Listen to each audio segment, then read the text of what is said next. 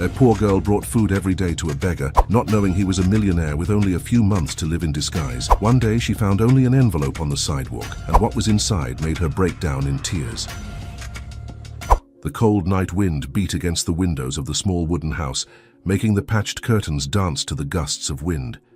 India pressed her hands together as she watched her grandmother, who was breathing with difficulty on the narrow bed. The 12-year-old girl, with brown hair tied in a poorly made braid and almond-shaped eyes of an intense green, had grown accustomed to Candela's increasing fragility, but that night something was different. Her grandmother, once strong and determined, now seemed like a wounded bird, fighting for each sip of air. The deep wrinkles on her face told stories of a difficult life, but her eyes, identical to India's, still shone when they met her granddaughters. "India, my dear, bring me some water, please," Candela asked in a weak voice, while trying to get more comfortable among the worn pillows that India had piled up to help her breathe. "This chest pain is worse today. I feel as if something is pressing on my heart," Candela said. The house where they lived was nothing more than 2 cramped rooms on the outskirts of the city. Broken tiles, peeling walls, and a door that creaked with every opening made up their home. However, India had learned to find beauty in small things. The plant pots she cultivated on the windowsill, and the curtains she had sewn herself with colorful scraps. The girl ran to the improvised kitchen and filled a glass with fresh water from the clay filter. Her steps were quick, but careful not to spill a single drop. As she returned to the bedroom, she noticed that her grandmother's hands were shaking more than usual. "Grandma, I think we should call a doctor again.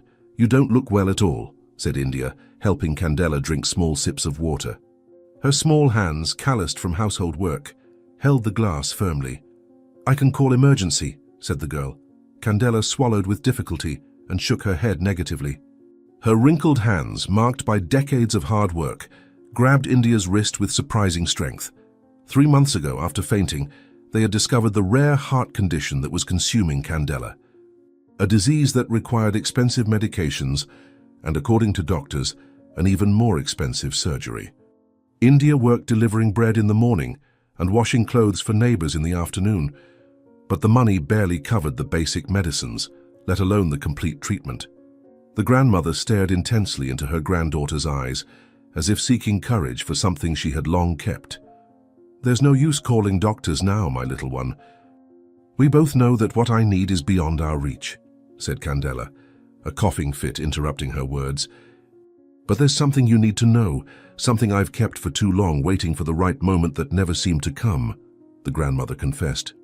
The smell of medicinal herbs that India had boiled earlier still lingered in the air, mixing with the odor of dampness that never completely left the house, especially on rainy nights like that one. The ticking of the old clock on the wall seemed louder than ever, marking a solemn rhythm for the words to come. India sat on the edge of the bed, the thin mattress sinking under her weight. Dressed in simple but clean clothes, the girl waited, feeling that something important was about to be revealed. Her small hands held her grandmother's, transmitting a warmth that the elderly woman seemed desperately seeking. "India, about your mother. There are things I never told you," Candela began, her breathing becoming more laborious. "Helena was a beautiful and determined young woman, very much like you. Not just in appearance, but in that inner strength you carry." A thunder sounded in the distance, as if nature wanted to underline the importance of that moment. India adjusted the blanket over her grandmother's legs and observed the beloved face marked by time and suffering. Candela had raised India since she was a baby, after Helena's death during childbirth. The story India had always heard was simple. Her father had died in an accident before she was born, and Helena had not survived the complications of childbirth. A sad story, but clear, without mysteries or unanswered questions. Or so she thought until that moment. "Grandma, you always told me that my father died in an accident before I was born. Is there more to this story?" asked India, feeling a strange tingling in her fingertips, as if her body guessed it was about to discover something that would change her life forever. "Why are you talking about this now?" she asked. Candela closed her eyes for a moment, gathering strength. When she opened them again, there was a renewed determination in them. The rain began to fall harder outside, the sound of drops against the roof creating a sound curtain that isolated the two from the rest of the world. The yellowish light from the room's only lamp cast dancing shadows on the walls, giving an almost mystical air to that conversation. Candela sighed deeply, and her hand sought something under the pillow. It was a small wooden box that India had never seen before. "Your father didn't die in any accident, India.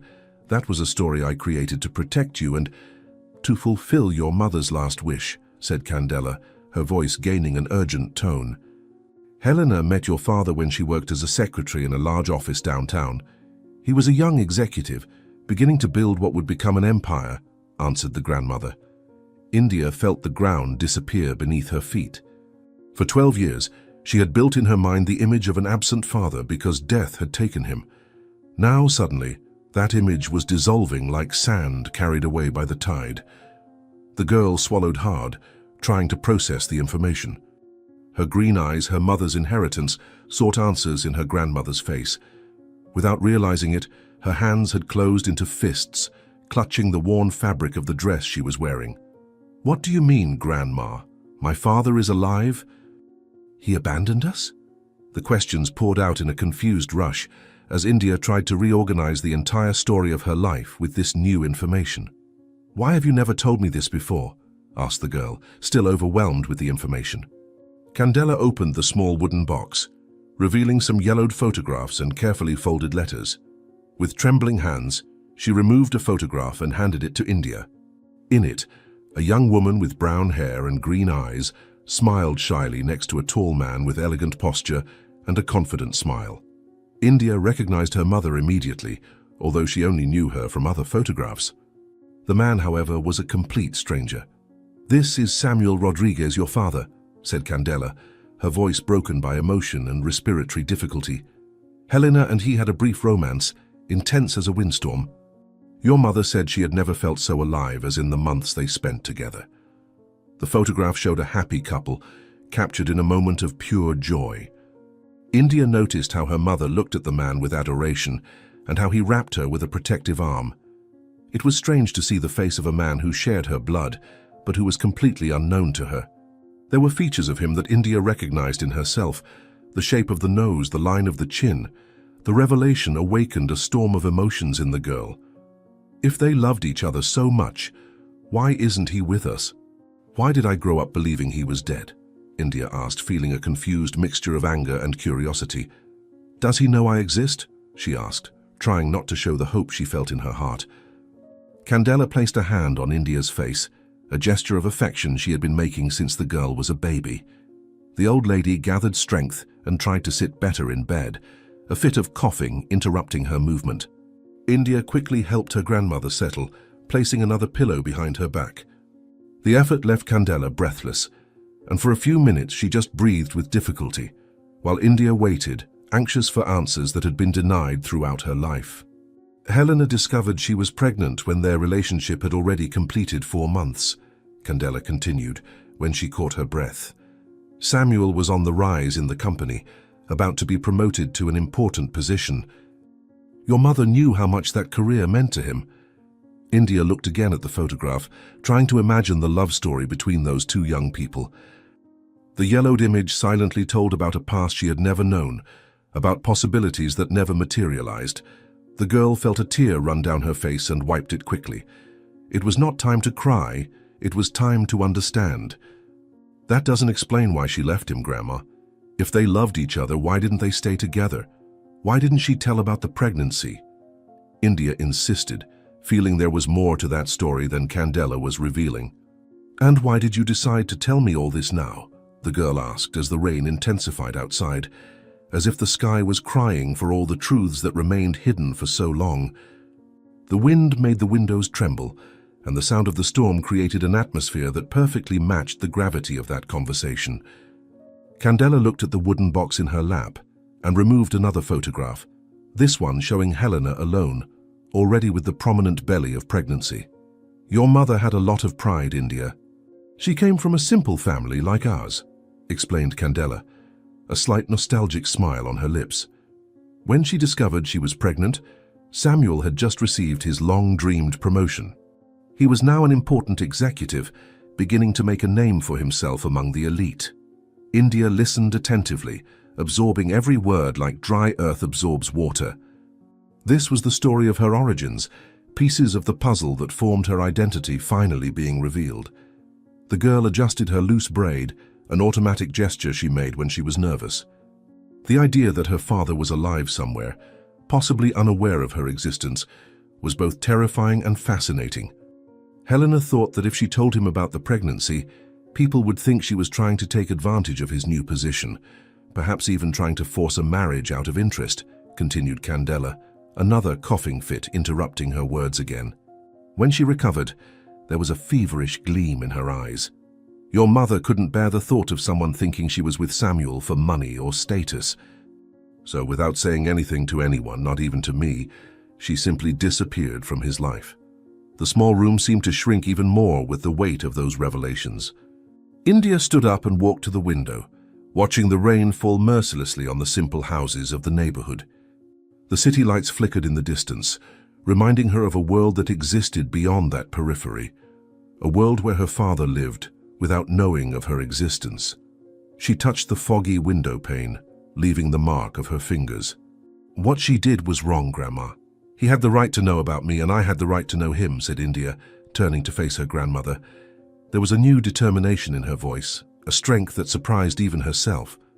Why are you telling me this now, after all these years? India asked, her mind filled with questions. Candela coughed again, this time with more force. Her red liquid stained the handkerchief she brought to her lips, and India felt her heart tighten. Her grandmother's condition was worsening rapidly, more than she had realized. With quick steps, the girl returned to the bedside and held her grandmother's hands, now cold and even more trembling. The clock on the wall marked almost midnight, and the silence of dawn began to envelop the house, broken only by the persistent rain. I'm telling you now because I don't have much time left, my dear, said Candela, her voice now just a whisper. The doctors were clear at the last consultation. Without the surgery, my heart won't last more than a few days, perhaps a week. India felt the ground disappear beneath her feet for the second time that night. She knew her grandmother was sick, seriously ill, but hearing the death sentence put so clearly was devastating. Without Candela, she would be completely alone in the world. The girl swallowed the lump that formed in her throat, determined not to show how scared she was. Don't say that, Grandma. We'll get the money for the surgery. I can work more, ask for help at church, talk to the school social worker, said India, the words coming out fast and desperate. There must be a way we can get help, said India, hopeful. But Candela slowly shook her head, a gesture of someone who had already considered all possibilities and reached an inevitable conclusion. Her eyes, now more sunken than ever, fixed on India's with intensity.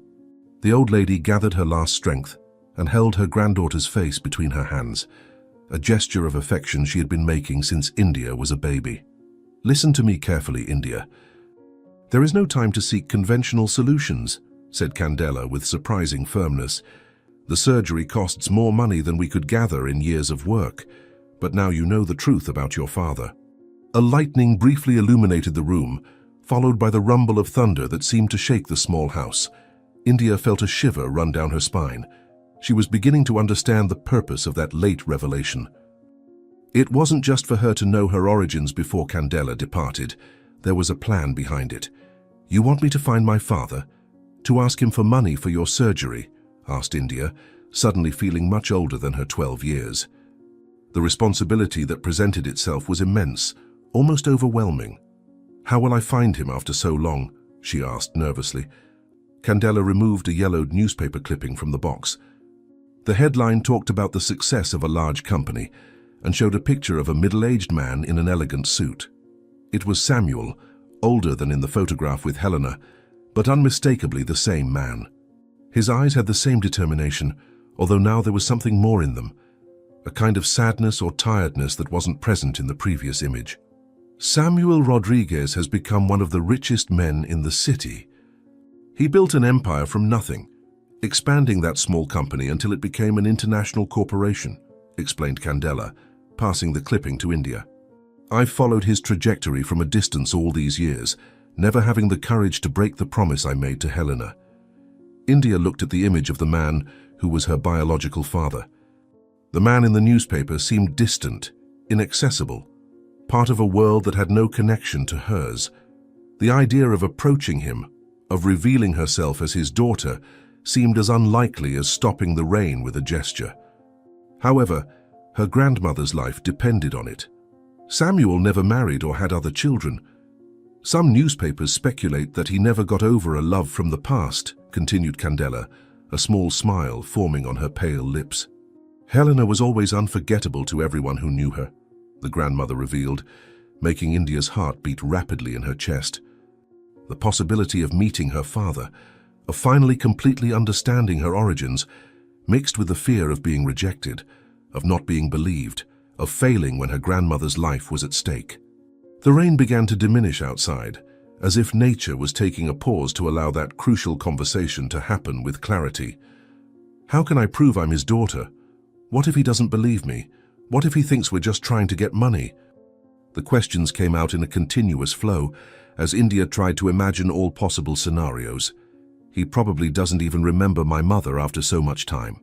Candela opened the small wooden box once more and removed a sealed envelope.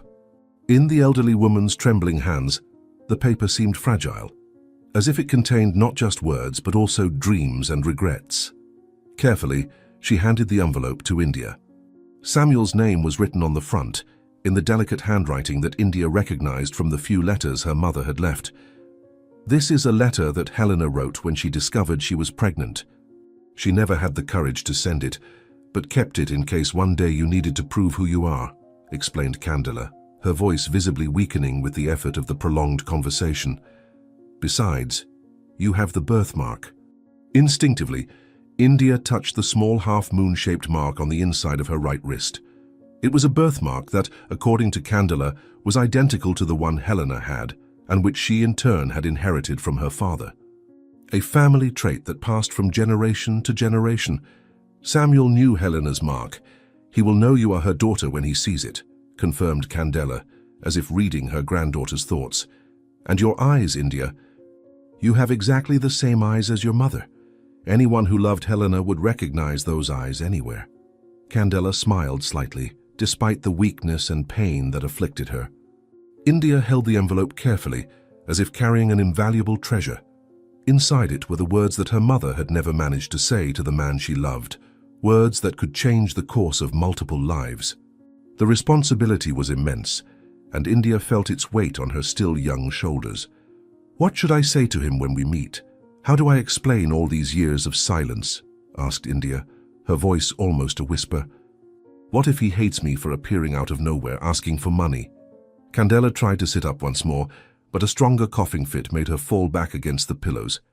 India quickly fetched a glass of water and helped her grandmother drink a few sips. Candela's breathing was becoming more labored, and her skin had acquired a frightening pallor. The girl knew she needed to let her grandmother rest, but there were so many questions still unanswered. Your father has the right to know you, India, just as you have the right to know him, said Candela when she finally managed to speak.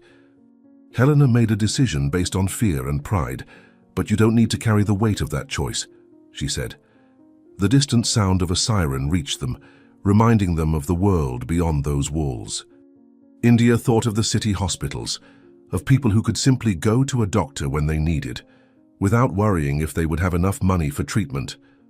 A world of privileges that had always been beyond her reach, but that now perhaps could save her grandmother's life.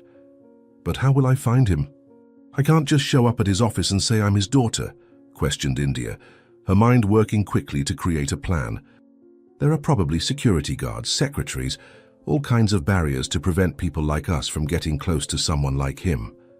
Candela smiled weakly, as if her granddaughter's concern was proof of her intelligence and insight. The elderly woman raised a hand and pointed to the newspaper clipping that India still held. There was a detail the girl hadn't noticed. In the corner of the photo, it was possible to see the name of a charitable foundation associated with Samuel's company. Your father created a foundation that helps underprivileged children. Every month they hold an event open to the public to receive donations and give visibility to their projects, explained Candela, her voice growing weaker. The next event is tomorrow afternoon in the city's Central Park. He always attends personally, Candela revealed, making India feel a spark of hope ignite in her chest. It was a risky plan, but possible. The Central Park was almost an hour's walk from her house, but she could easily make the journey. The challenge would be getting close enough to Samuel to show him the letter and tell her story. What if he doesn't want to listen to me?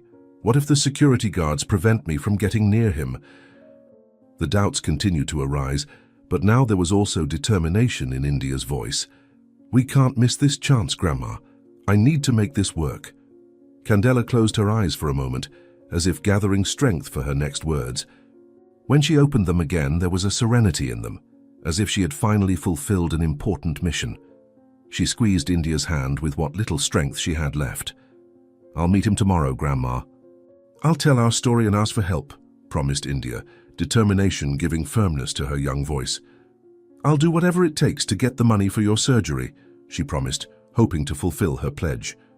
Candela smiled, a smile full of tenderness and also pain. Her hands caressed her granddaughter's hair, undoing the poorly made braid and smoothing the brown strands.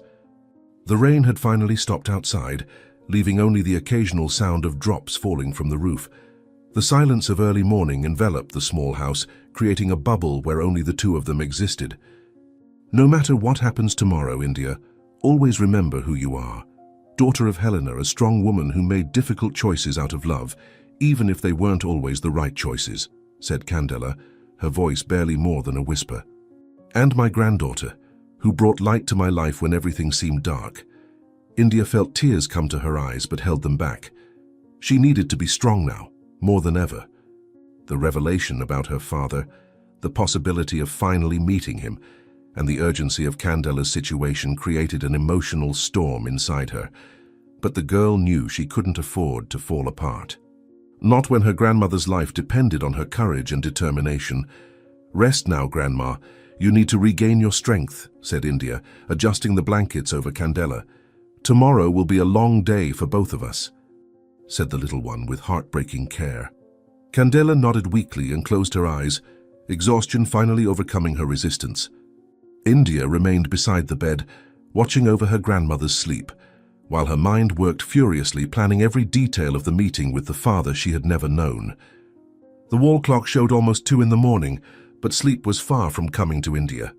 Her life had completely changed in the last few hours, and the future, once so predictable in its simplicity, was now an unknown path full of possibilities and dangers. "I will find you, Father," whispered India to the silent room, testing the word that had never before had a face or a real story. "And I will make you help us, even if it's the last thing I do in this life." The night advanced slowly, as India carefully stored the wooden box in her small school backpack.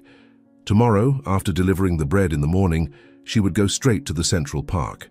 There would be no time to wash clothes or perform her other usual tasks. Her grandmother's life depended on her speed and her ability to convince a stranger that she was his daughter. A stranger who, according to all evidence, had deeply loved her mother. "Mom, give me strength," whispered India, looking at one of the photographs of her mother that she kept beside her bed. "Help me find the right words when I stand before him." The girl prayed. Outside the small house, the clouds were beginning to disperse, revealing some stars in the night sky. A gentle breeze blew, carrying the smell of wet earth and promises of a new day. India didn't know what tomorrow would bring, but she was determined to face it with all the courage she could gather. For her grandmother, for her mother, and for herself, she would find Samuel Rodriguez and reveal the truth that had remained hidden for so many years. "Tomorrow everything will change," India said to herself, observing Candela's irregular breathing. "For better or worse, nothing will be the same," the girl intuited. And with that certainty weighing on her young heart, India prepared for the long night vigil, for the dawn that would bring new challenges and, perhaps finally, the answers she had been seeking. The first rays of sunlight infiltrated through the cracks of the patched curtain when India finally gave in to exhaustion. She had spent the night on vigil, watching her grandmother's irregular breathing, fearing that each sigh could be the last. When dawn came, she left a note beside Candela's bed explaining that she had gone to seek help and would return soon. She didn't mention anything about looking for her father. She preferred to return with a concrete solution rather than feeding hopes that could dissipate like mist under the sun. "I'll be back before nightfall, Grandma."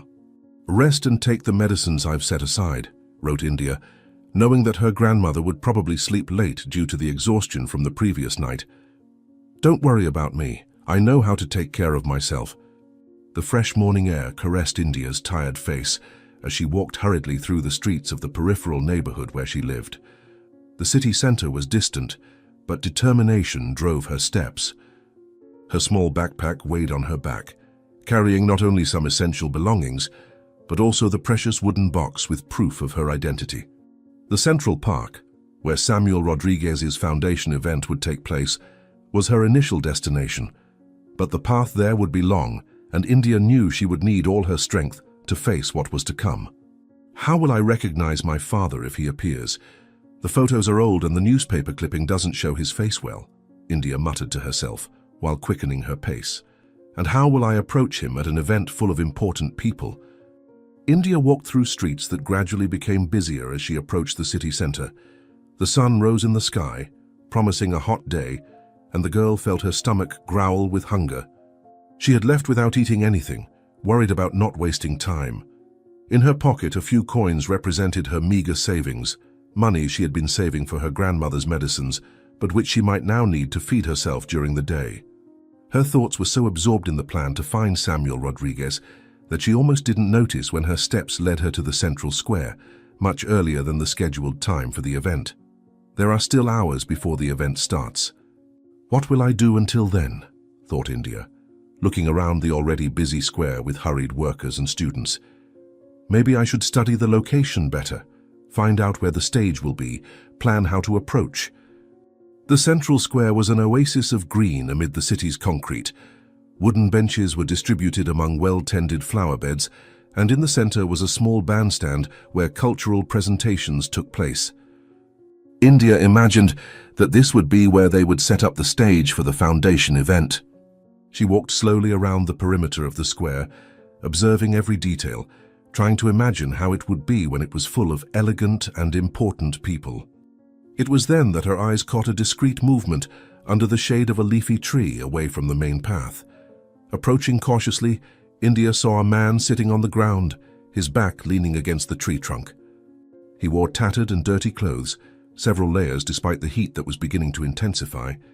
His beard was unshaven, grown enough to cover much of his face, and his disheveled hair fell over his forehead, almost hiding his eyes. The dirt accumulated on his face made it virtually impossible to distinguish any features clearly. His hands, with dirty nails and rough skin, held a piece of cardboard where something was written that India couldn't read from a distance. He was clearly a homeless man, a beggar like many the girl had already seen around the city. "He must be hungry," thought India, feeling a pang of empathy that momentarily overcame her own concerns. "I know well what it's like to feel an empty stomach and not be sure when the next meal will come." India looked at her backpack, where she kept a small package with the breakfast she had prepared before leaving. A piece of bread with a little butter, carefully wrapped in a paper napkin. It wasn't much, but suddenly she felt it was more than she needed at that moment. Without hesitation, she approached the man, who raised his head as he noticed her arrival. Even under the layer of dirt and facial hair, India noticed that he stiffened slightly, as if he wasn't used to being approached, or perhaps feared some kind of hostility. "Good morning. I have some bread here and thought perhaps you would like it," said India, extending the small package. "It's not much, but it's fresh. I made it at home early today," she finished. The man looked at India with suspicion, his eyes almost hidden under thick, dirty eyebrows. His face was so covered by beard and accumulated dirt that it was impossible to discern his features clearly. For a moment, India thought he would refuse the offer, but then a hesitant hand extended and took the package. He said nothing, just nodded in silent gratitude. India noticed that despite the dirt, his hands had an elegant shape, with long fingers that didn't seem to match the rest of his appearance. "Do you always stay here?" "I'll probably be passing through the square in the coming days," India offered, feeling a strange connection to this stranger. "I can bring something more substantial tomorrow if you'd like." The man's eyes, which India now noticed were of an indefinable shade under the shadow of his hair and eyebrows, seemed to soften a bit. He cleared his throat, as if his voice was rusty from disuse, and finally spoke. "Thank you for your kindness." His voice was surprisingly educated and clear, contrasting with his appearance. "Yes, I usually stay around here," he replied. India smiled, feeling that she had made a small difference in someone's life, even if momentarily. The bell of the nearby church tolled, reminding her of the passing time. She still had hours ahead until the foundation event, but suddenly she didn't mind the wait. There was something about that man that intrigued her, something she couldn't define. "I need to take care of some things, but I'll be back later," India said, adjusting the backpack on her shoulders. "Or maybe tomorrow with something better to eat. What's your name?" The man seemed to consider the question for longer than necessary, as if he had forgotten his own name or was deciding whether he should share it. "It doesn't matter who I was," he finally answered, with a dignity that surprised India. "Just another invisible person on the city streets," he confessed. That day, India couldn't get close to Samuel Rodriguez. The event was surrounded by security guards and important people, and the girl, with her simple clothes and too young appearance, couldn't get past the outer barrier. She returned home disappointed, but with a new idea forming in her mind. The next day, she returned to the central square, this time carrying a small container with homemade soup she had prepared with the few ingredients available at home. The man was there in the same place, and his eyes lit up discreetly when he saw India approaching. "I brought something warm today," India said, handing him the container and a spoon she had brought. "Last night was cold. I thought something warm would do good." In the days that followed, India established a routine. Every morning, after checking on her grandmother and administering her medications, she prepared something to bring to the man in the square. Sometimes it was a carefully made sandwich, other times a bit of what was left from dinner, or fruit she got at a reduced price at the end of the market. He always thanked with few words, but India noticed that he was beginning to expect her arrival. "Why do you keep doing this, girl?" he asked one day, after almost 2 weeks of this daily ritual. "There must be people in your life who need your attention more than a stranger in the square," he conjectured. Candela's condition had worsened over these 2 weeks. India now divided her time between caring for her grandmother, who could barely get out of bed, and her visits to the man in the square. She had not yet given up on finding Samuel Rodriguez, but each attempt to approach the foundation headquarters or the company had been frustrated by security guards or receptionists who dismissed her without even hearing what she had to say. "My grandmother is sick," India responded honestly, sitting next to the man for the first time instead of just delivering food and leaving. "She needs an expensive surgery that we can't afford. I'm trying to find a way to get the money, but it hasn't been easy." The man listened in silence. His eyes, which India now noticed, were of a brownish shade, although it was difficult to be sure under the dirt and the constant shadow in which he kept himself, fixed on some distant point. "Life can be cruel to those without resources," he finally commented, his voice carrying a weight that seemed to come from personal experience. "You're too young to carry such a heavy burden," he said. That was the longest conversation they had had so far, and India felt that an invisible barrier had been crossed. In the days that followed, the man began to ask more about her life, about Candela, about how she was handling the responsibility of caring for a sick elderly woman while being just a child herself. India answered honestly, finding in the stranger an attentive listener who, despite his unkempt appearance, demonstrated an understanding and intelligence that increasingly intrigued her. "You should be in school, not wandering around the city trying to solve adult problems," he observed one morning, when India mentioned she had missed classes for weeks. "Education is the only true path out of poverty." A month had passed since the beginning of that strange relationship. Candela's condition deteriorated each day, and India's desperation grew in the same proportion. Her resources were running out, and her grandmother's medications consumed almost all the money she managed to gather. On a particularly difficult morning, after a night when Candela had a crisis that almost took her to the hospital, India arrived at the square with red eyes and a face marked by tears. She hadn't even managed to prepare something to bring to the man, such was her exhaustion and concern. "Sorry, I didn't bring anything today," India said, sitting heavily beside him, her back against the same tree that served as his shelter. "The night was terrible. I thought I was going to lose my grandmother," she said with a devastated expression. The man studied India's worn face for a long moment, his own face still a mask of hair and dirt, that made it impossible to fully read his expression. When he spoke, his voice had a softness that India had never noticed before. "There are days when receiving is more important than giving. Today is your day to receive, India." It was the first time he used her name, and the girl felt a wave of emotion she couldn't name. The tears she had tried to hold back began to flow freely, and between sobs India poured out all her anguish, her fear of losing the only family she had known, her frustration at not being able to get help. "Everything I've tried has failed. No one helps us. The doctors say without surgery she has no chance, but it costs more money than I'll ever be able to gather," India said, wiping her tears with her sleeve. "And the worst part is that I recently discovered something that could change everything, but I don't know how to make it happen," she confessed. The man watched her attentively, his posture subtly tenser. "What did you discover?"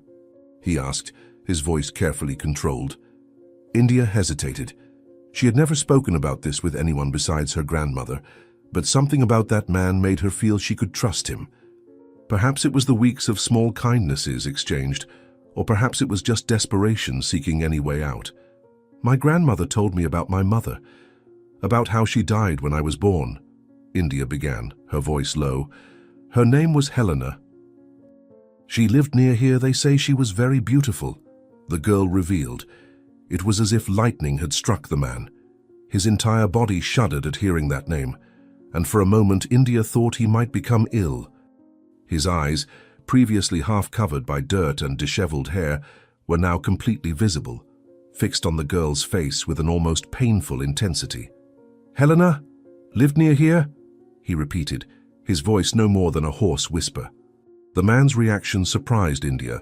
She didn't expect her mother's name could provoke such an impact on a stranger. "Yes, Helena," she confirmed, studying him with new curiosity. "Did you know her?" The man didn't answer directly. He looked away, as if he needed to hide something that could be revealed in his eyes. His hands trembled slightly while he tried to regain his composure. When he finally looked back at India, there was a renewed determination in his expression, although it was still difficult to discern completely due to the dirt and beard. "India, listen carefully," he said, his voice now firm and clear without the hesitant tone of previous conversations.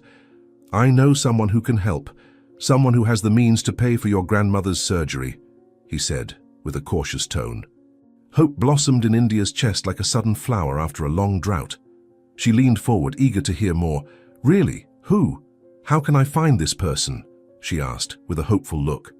The man looked around as if checking if they were being observed, before answering in a low voice. "Come here tomorrow at the same time, without fail. I'll bring what you need to help your grandmother."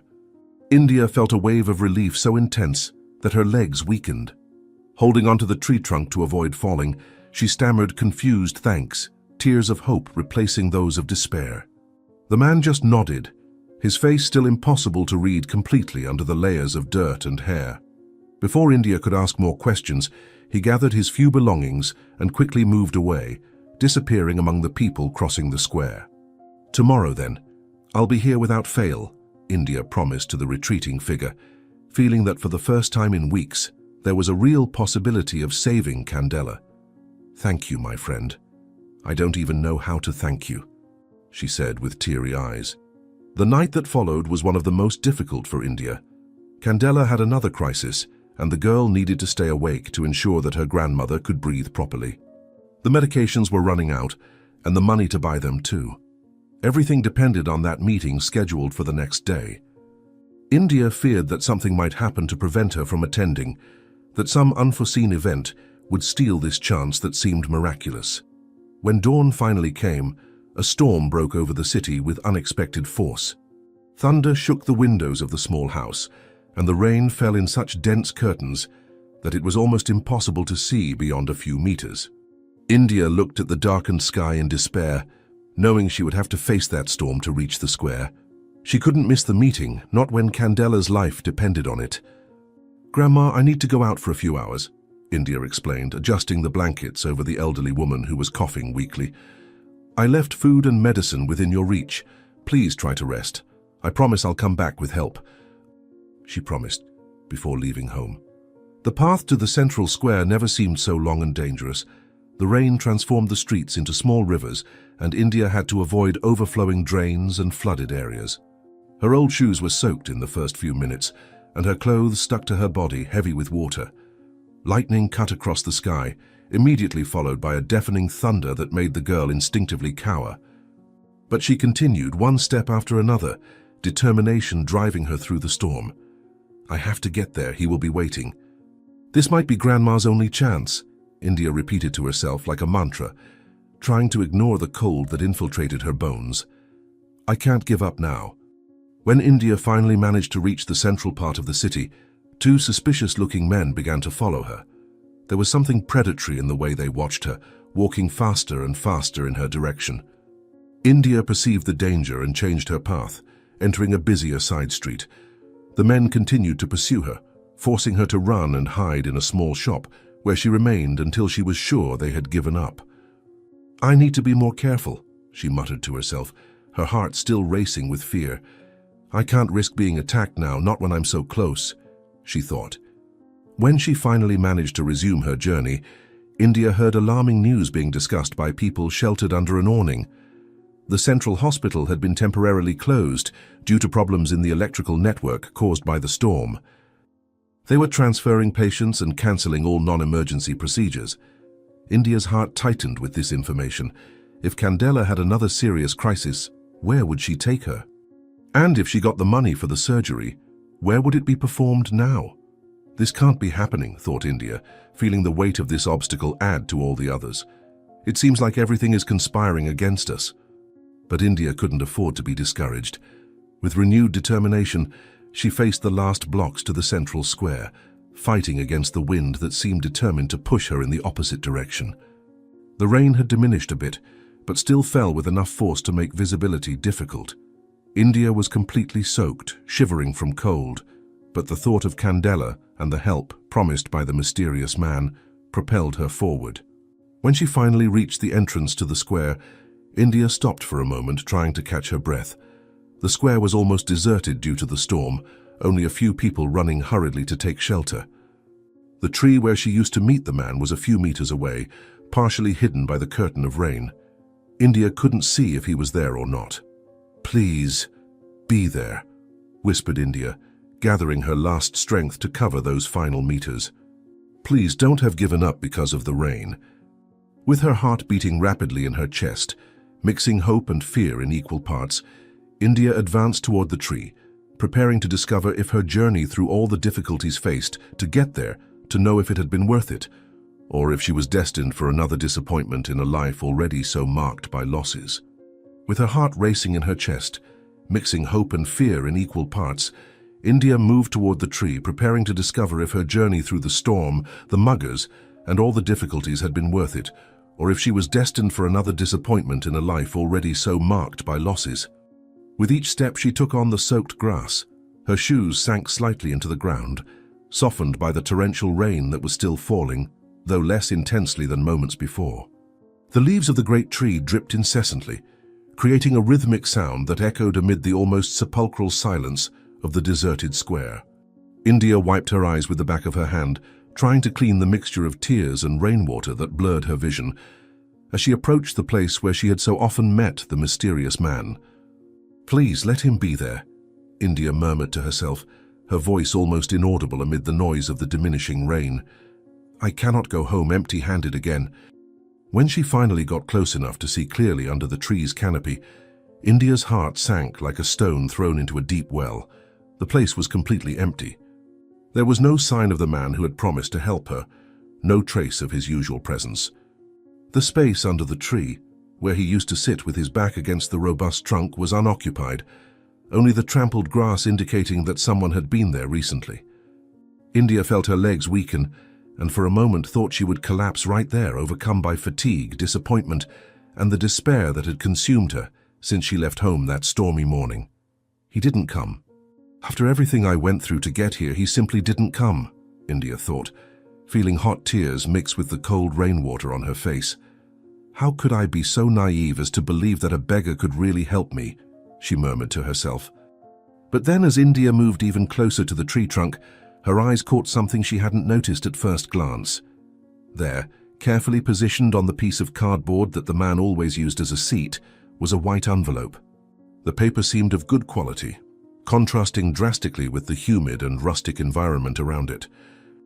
The envelope was protected from the rain by a small piece of transparent plastic, showing that someone had taken care to preserve it from the elements.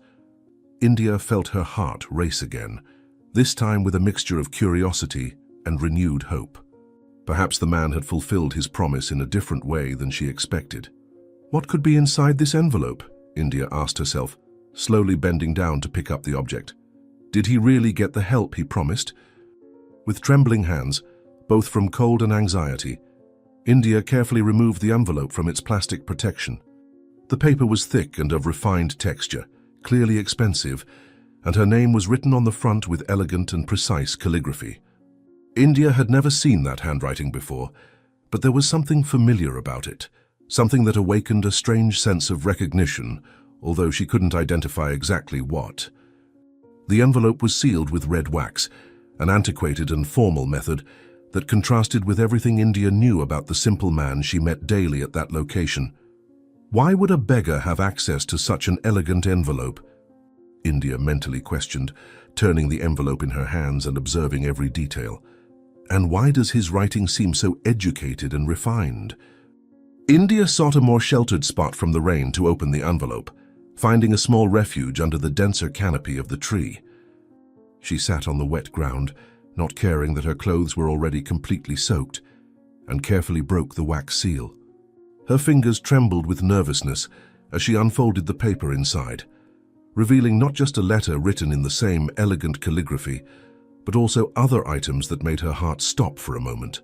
There was a bank check, carefully folded, and a photograph that India immediately recognized, making her blood freeze in her veins. "It can't be," whispered India, picking up the photograph with fingers that trembled uncontrollably. "This is not possible," she said, shocked. The photograph showed an elegantly dressed man with an impeccable suit and confident posture next to a young woman whom India instantly recognized. It was her mother, Helena, exactly as in the photographs that Grandmother Candela carefully kept at home.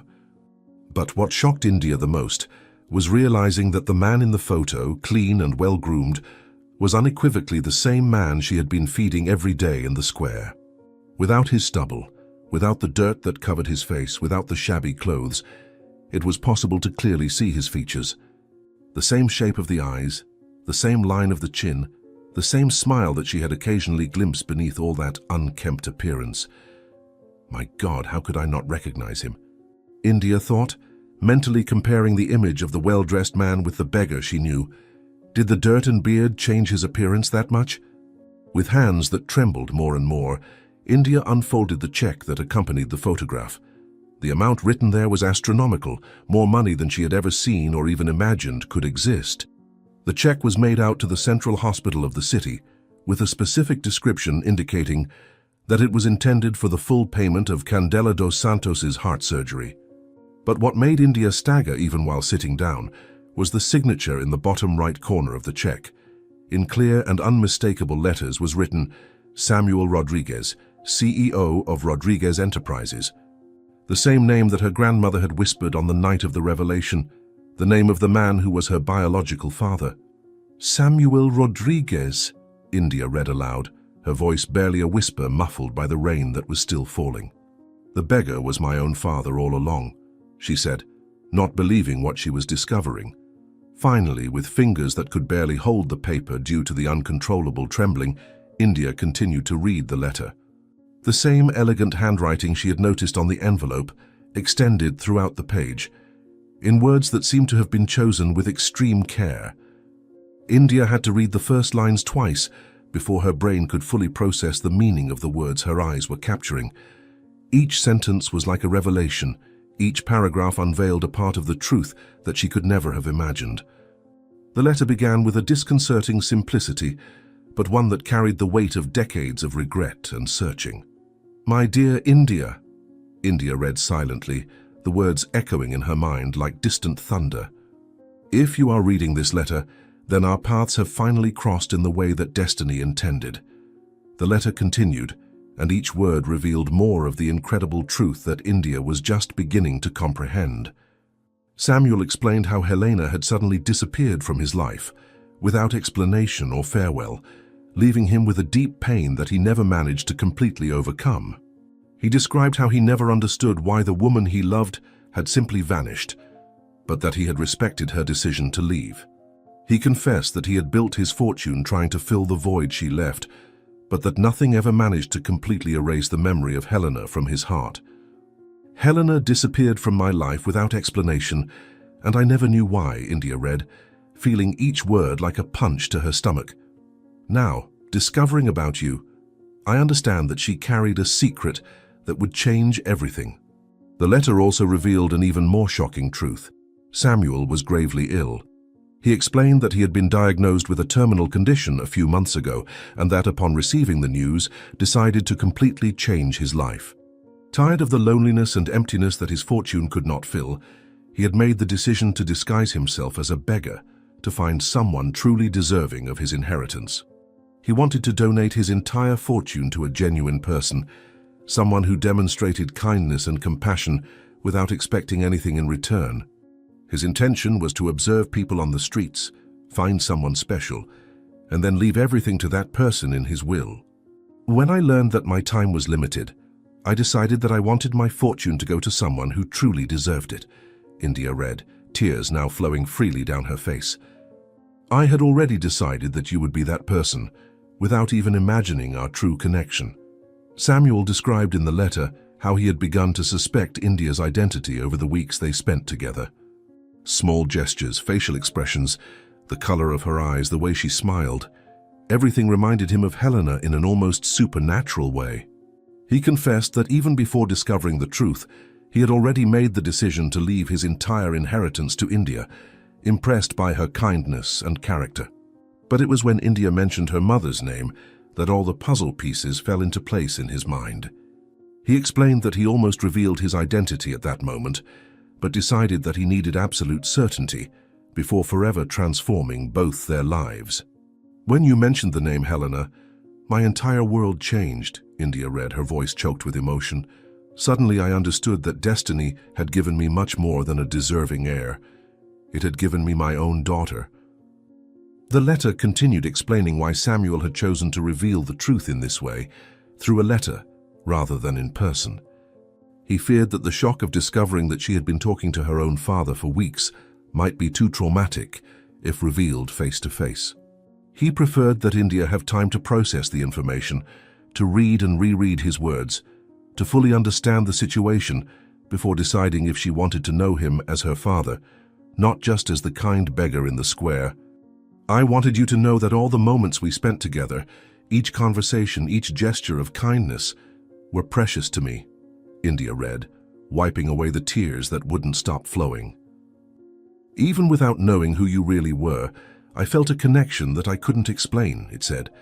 Samuel also revealed in the letter why he had never married or had other children after Helena's disappearance.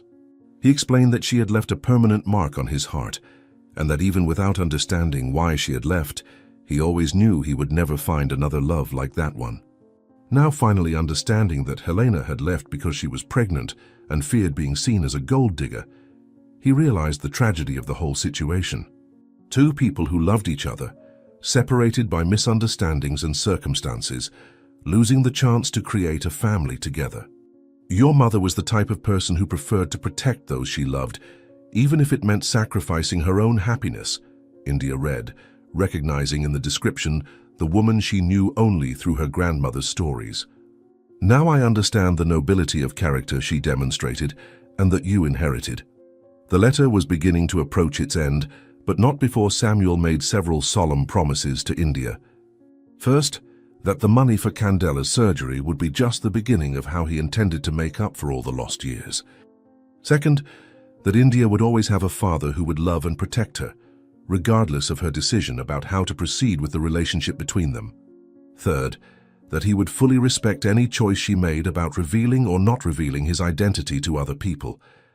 I don't expect forgiveness for the lost years, because I didn't know you existed, India read the final words of the letter. But I hope that God gives me a chance, despite my illness, to have more time with the extraordinary daughter I always dreamed of having. India finished reading the letter and folded it carefully, her hands still shaking violently. The shock of the discovery was so immense that she could barely breathe properly. For months she had fed, talked to, and worried about a stranger who, in reality, was her own father. All those mornings when he seemed especially interested in her stories about her grandmother, all the times his eyes softened when she mentioned her difficult life, all the occasions when she felt an inexplicable connection with that man, it all made sense now. How could I have been so blind? India asked herself, looking again at the photograph where her father appeared well-dressed next to Helena. The resemblance was there all along, but I couldn't see through the disguise. The realization that she had been so close to her father for so long without knowing was both wonderful and devastating. India thought about all the conversations they had, how he always showed genuine interest in her life, how his questions seemed deeper than simple curiosity from a stranger. Now she understood why he always seemed to know the right answers to her problems, why his advice sounded like that of someone who really cared about her well-being. India looked around the square, now completely deserted due to the rain that had returned to fall with more intensity. The tree that had been the setting for so many important encounters in her life now seemed loaded with even greater significance. It was there that she had met her father without knowing, there that she had demonstrated the same kindness that Helena had shown years before, there that fate had finally reunited two parts of a family that had been separated by tragic circumstances. "Dad," India said the word aloud for the first time in her life, testing how it sounded, feeling the emotional weight of those 3 letters. "My father was here all along," she exclaimed, amazed. The intensity of the emotions that India felt was almost unbearable. Joy for finally meeting her father, sadness for the lost years, anger for having been kept in the dark, gratitude for the help with her grandmother's surgery, confusion about how to process it all. All these feelings mixed in her chest, creating an emotional storm that rivaled the storm falling from the sky. India hugged the envelope against her chest, protecting it from the rain, and allowed herself to cry freely, letting all the pent-up emotions flow through tears that mingled with the water from the sky. "Grandma Candela needs to know this immediately," India thought, drying her face and trying to regain her composure. "She'll be just as surprised as I am." India carefully stored the letter, photograph and check inside her backpack, protecting them from moisture with a plastic cover she always carried to protect her schoolbooks. Each item was precious now, not only for the monetary value of the check that would save Candela's life, but because they represented the bridge that finally connected India to her origins. The photograph of her parents together was especially valuable. It was the first image she had seen of them as a couple, before circumstances separated them forever. "I need to rush to the hospital to deliver this check," India said to herself, standing up and preparing to face the rain again. "Grandma needs this surgery as soon as possible," she decided. But even as she prepared to leave, India couldn't stop thinking about the magnitude of what she had discovered. Her father, the man she had desperately searched for weeks, had been right in front of her all along. All the frustrated attempts to reach Samuel Rodriguez through official channels, all the elaborate plans to approach him at public events, all the nights awake thinking about how to convince him she was his daughter, all of it had been unnecessary. Destiny had conspired to unite them in the most unlikely way possible. The rain began to diminish again, as if nature finally allowed India to leave that sacred place where her life had changed forever. She took one last look at the tree, engraving in her memory every detail of that place where she had met her father, where she had demonstrated the kindness she had inherited from her mother, where a separated family had finally begun to reunite. From that moment on, nothing in her life would be the same. "Thank you," India whispered to the tree, to the square, to the universe that had conspired for that extraordinary meeting. "Thank you for giving me back my father." With her heart still racing, but now for completely different reasons than those that brought her to the square that morning, India adjusted her backpack and began the walk back home. She had much to explain to Candela, much to process about her own life, and a surgery to arrange urgently. But now, for the first time since her grandmother had revealed her father's existence, India felt complete. She was no longer a girl without a father. She was Samuel Rodriguez's daughter, a daughter who had been sought and finally found in the most unlikely way possible. "Father," India repeated the word once more, savoring it, feeling herself grow with the weight and joy of that title. "I finally have a real father," she said, feeling the words in her heart despite knowing they would have little time together due to the illness afflicting him. As India moved away from the central square, carrying with her not just the solution to Candela's medical problems, but also the answer to the greatest mystery of her life, she knew this was just the beginning of a new story. A story of family reunited, of love that transcended years of separation, and of a daughter who had found her father in the most unexpected and touching way possible. The envelope she carried in her backpack contained not just money and photographs. It contained the key to a completely new future, a future where India would finally know the paternal love she had always desired. "I need to run to the hospital right now," India muttered to herself, quickening her pace through the streets still wet from the storm. Every minute could make the difference between Grandma's life and death. The race to Central Hospital was a battle against time and against the exhaustion that was beginning to weigh on India. Her feet, sore from wet shoes, protested with each step, but the urgency to save Candela outweighed any physical discomfort. India held her backpack against her chest, protecting the precious check that represented salvation for her grandmother. The street still had puddles from the morning storm, and India constantly had to dodge cars passing at high speed, splashing dirty water. The sky remained heavy, threatening new rain, but India didn't care.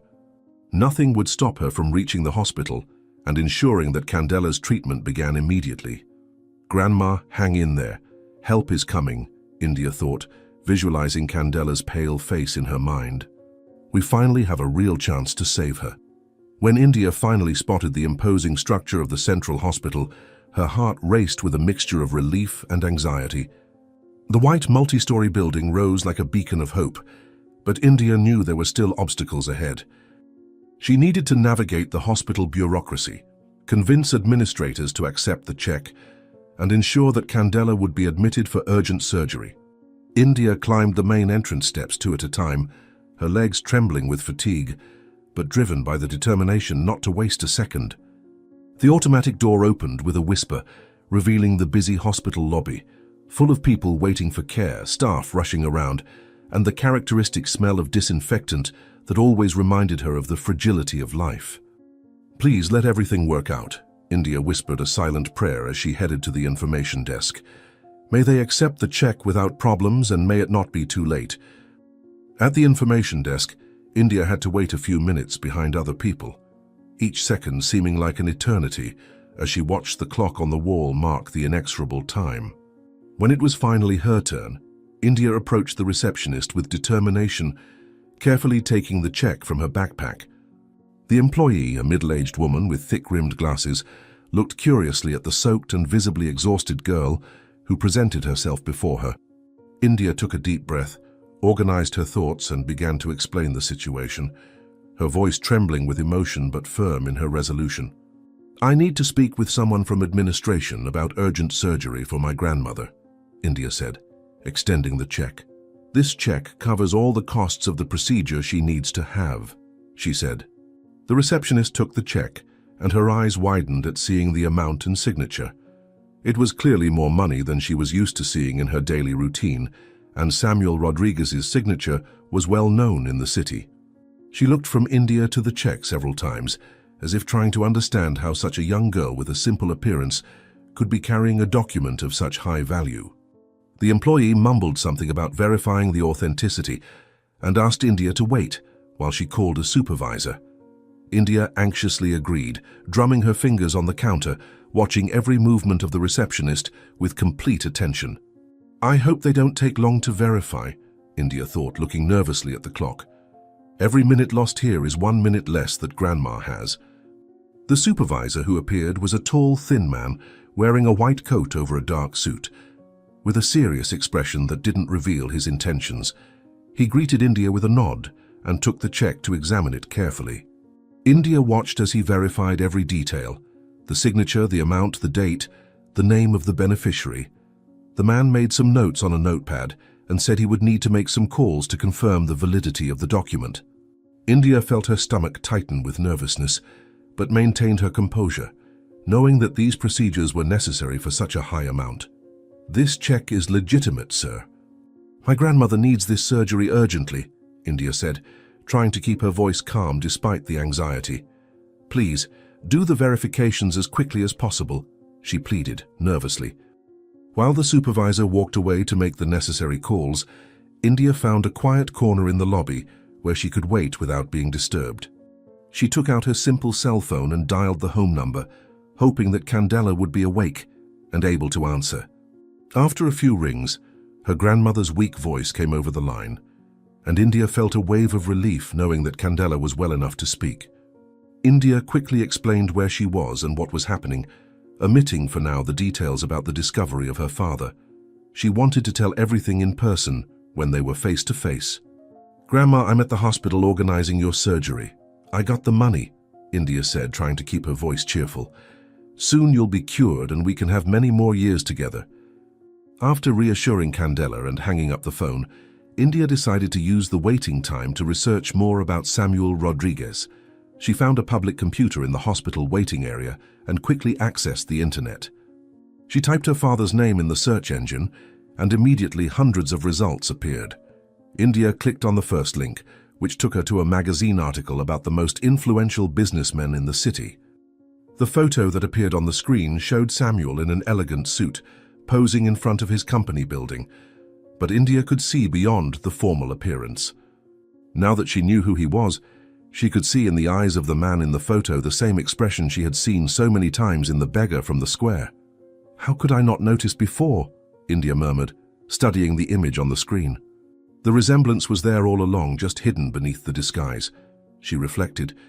The article described Samuel's meteoric trajectory in business, how he had transformed a small company, inherited from his father, into a multinational empire. It talked about his reputation as a visionary businessman, but also mentioned his reserved personality and his tendency toward isolation after achieving success. India read every word eagerly, trying to understand who her father was beyond appearances. The text mentioned that Samuel had never married, dedicating himself entirely to business, and that in recent years he had become increasingly reclusive, rarely appearing at public events. He must have felt very lonely all these years, India reflected, feeling a pang of sadness for the father she had found. Building this entire empire, but with no family to share it with, she thought. India continued browsing through the search results and found something that made her heart stop for a moment. It was a link to a recent interview Samuel had given to a business magazine with the provocative title, "The Lonely Billionaire Reveals His Biggest Regrets." India clicked on the link with trembling hands, eager to read what her father had said. The interview began with conventional questions about business and corporate strategies, but gradually delved into more personal issues. The journalist had managed to get Samuel to talk about aspects of his life that he rarely discussed publicly. Here perhaps I'll find more answers about who he really is, India thought, scrolling down the page to read every word. I want to understand the man behind the fortune. In the most revealing section of the interview, Samuel talked about loneliness and regrets. He mentioned that, despite all his financial success, he felt he had failed at the things that really mattered in life. The journalist specifically asked about personal relationships, and Samuel's response made India swallow hard. He spoke about a woman named Helena, describing her as the only true love of his life, someone who had disappeared without explanation many years ago. Samuel confessed that he had never completely overcome that loss, and that he often wondered what might have happened if things had been different between them. "My biggest regret is never finding Helena again," India read her father's words on the screen. "She simply disappeared from my life and I never understood why," he said. The interview continued with Samuel revealing something even more surprising. He recounted that recently he had developed the habit of walking the city streets in disguise, pretending to be an ordinary person. He explained that this was his way of escaping the golden isolation of his billionaire life, of finding genuine human interactions that his social position normally prevented. Samuel described how these walks helped him stay in touch with the reality of common people, something he considered essential to not completely losing perspective on life. "Sometimes I disguise myself and walk the streets like an ordinary person," India read, amazed at the coincidence. "It's the only way I've found to have real contact with genuine humanity." The end of the interview contained a revelation that made India hold her breath.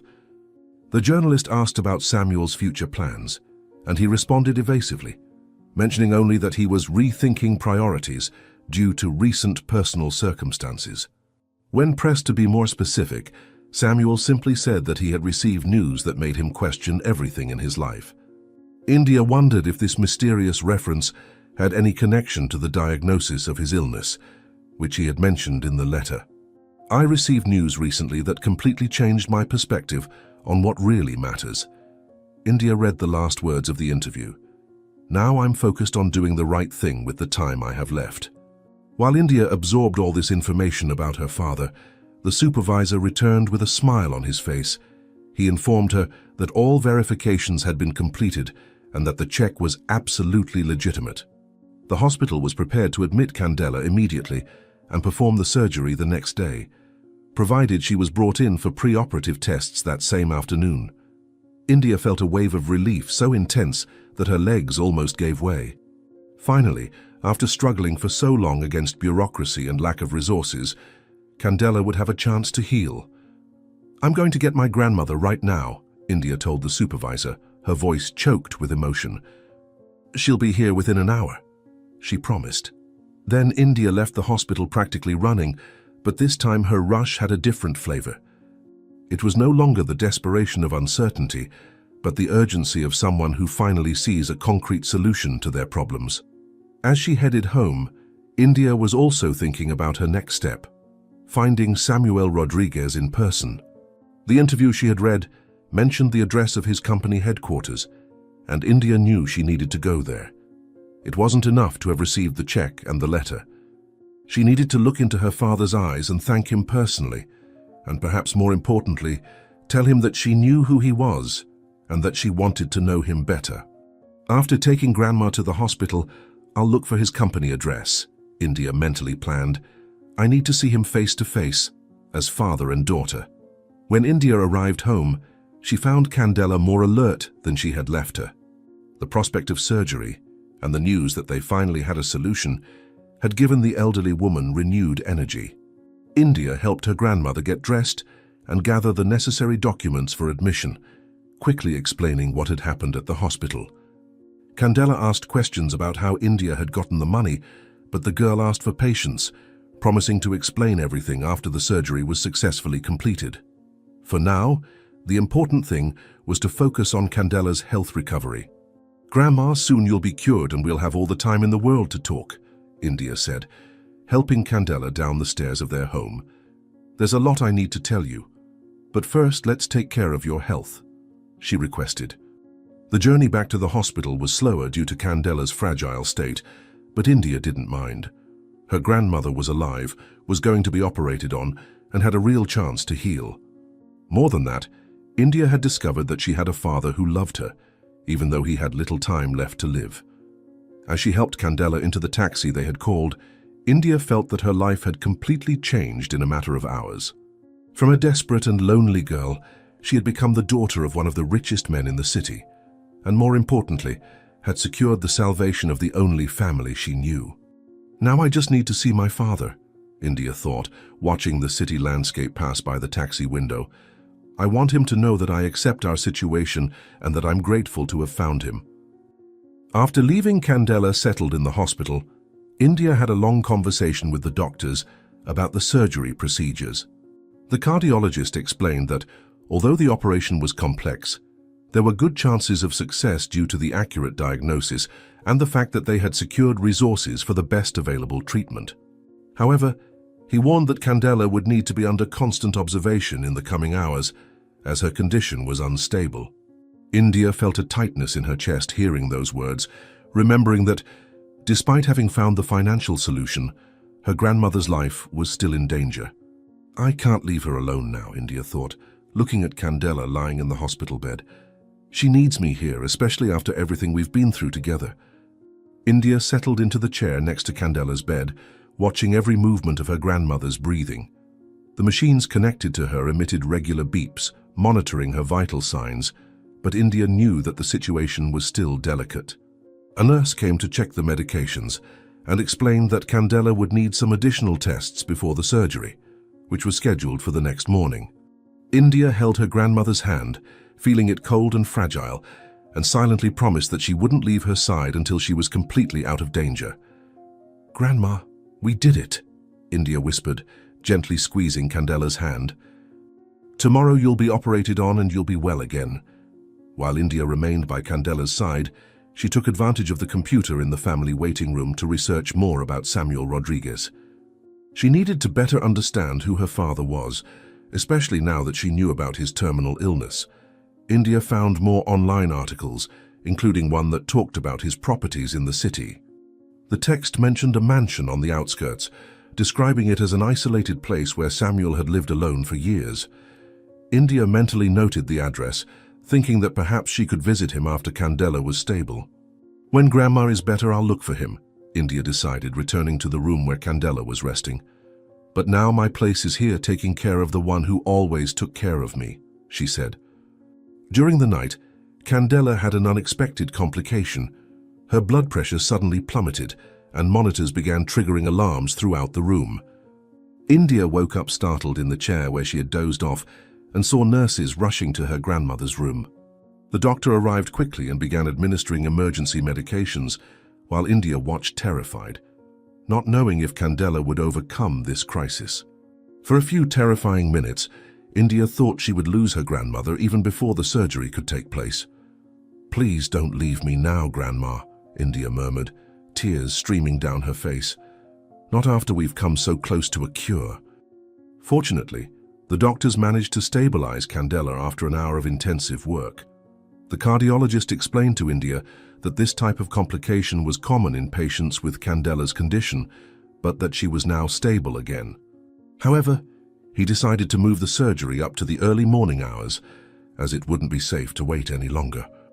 India felt a mixture of relief and new anxiety, knowing that the next few hours would be crucial in determining whether Candela would survive.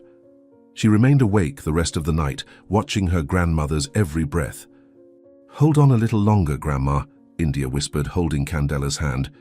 "Soon all this will be just a bad memory," she promised. When dawn arrived, India was exhausted, but vigilant. Candela had remained stable for the rest of the night, and the doctors began preparations for surgery. India accompanied her grandmother to the door of the surgical center, where she had to say goodbye temporarily. The surgeon explained that the operation could last several hours and that India should wait in the family room. Before Candela was taken inside, she squeezed India's hand and whispered words of gratitude for the miracle that had happened in their lives. "Thank you for never giving up on me, my dear," Candela said in a weak but emotional voice. "You're the best granddaughter an old woman could have." India settled in the waiting room, knowing she had long hours ahead before learning the outcome of the surgery. She used this time to think about her father and how their meeting would be when Candela recovered. India knew that Samuel was also ill and that they might not have much time together, but this made every moment even more precious. She imagined what it would be like to see him without his beggar disguise, what it would be like to call him father openly, what it would be like to finally have a complete family, even if for a short time. "After Grandma is well, I'll look for my father," India decided, looking out the waiting room window. "We'll cherish every moment we have left together," she thought, sad for what she would lose and hopeful for the time they could still have together. While waiting in the family room, India recalled all the moments she had spent with the beggar in the square, now knowing she had been talking to her own father. Every word exchanged between them gained new meaning. Every gesture of kindness from him made even more sense now that she knew the truth. India remembered how his eyes always seemed sad. She also thought about his extraordinary generosity in paying for the surgery, knowing he was saving not just one life, but offering a future for his own daughter. After 3 hours of agonizing waiting, finally one of the surgeons left the surgical center and headed to the room where India was waiting. The doctor had a smile on his face, and India felt her heart race with hope. He explained that the surgery had been a complete success, that Candela's heart was now functioning perfectly, and that she would have a long recovery but promised to return to a normal life. India collapsed in tears of relief and gratitude, knowing that her grandmother was finally saved and that they would have many years together ahead. The weight of months of worry and desperation finally lifted from her shoulders, leaving her simultaneously exhausted and energized by joy. "She's saved," India whispered through tears of joy. "I can finally breathe easily and think about the future." The doctor explained that Candela would remain sedated for a few hours in the recovery room and that India could see her briefly before she was transferred to a private room. When India finally entered the recovery room, she found her grandmother still asleep, but with much better color in her face than she had had in weeks. The machines showed stable vital signs, and for the first time in a long time, India could hear Candela's breathing sound strong and regular. She gently held her grandmother's hand and whispered words of gratitude, promising that when Candela woke up, she would have much to tell about how they had achieved this miracle. "Rest, Grandma. When I wake up, our life will be completely different," India murmured, kissing Candela's forehead. "We have a lot to talk about regarding my father." With Candela stable and out of danger, India finally allowed herself to think about what she really wanted to do: meet Samuel Rodriguez in person. During her research on the hospital computer, she had written down the address of his mansion on the outskirts of the city.